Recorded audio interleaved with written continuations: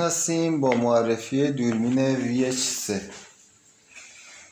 یه دوربین مخفی بسیار کوچکه که به درد نصب در محیط‌های کوچیک میخوره برای فیلمبرداری نامحسوس.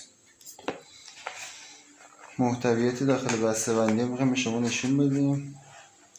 یک عدد دوربین کوچیک،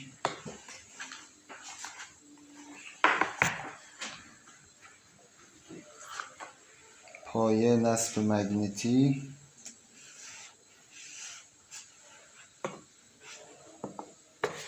دفترچه راهنمای انگلیسی،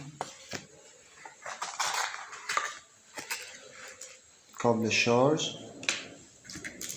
و سوزن ریستارت کردن دوربین.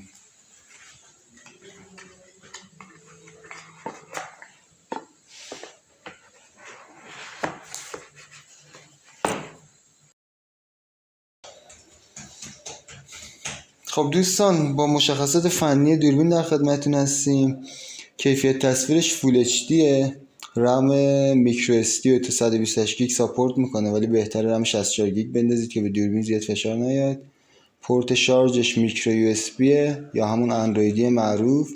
شارژ تا نیم ساعت نگه میداره، ولی میتونید دوربین رو مستقیم به برق وصل کنید که 24 ساعته روشن باشه و فیلم برداری کنه. موشن حرکتی قوی داره این دوربین که میتونه نسبت به هر حرکتی حساس باشه و شروع به فیلم برداری کنه. زاویه دیدش 140 درجه است و دید در شب تا 2 متر هم داره. داخل نرم افزار هم میتونید عکس برداری کنید، هم فیلم برداری، هم به صورت آفلاین هم آنلاین. یعنی اگه به اینترنت وصل از هر فاصله دیگه میتونید تصویرش رو زنده رو موبایلتون ببینید. اگر هم مستقیم بدون اینترنت به موبایل وصل 20 متر برد داره، میتونید تا 20 متر تصویر رو موبایلتون ببینید و ذخیره کنید.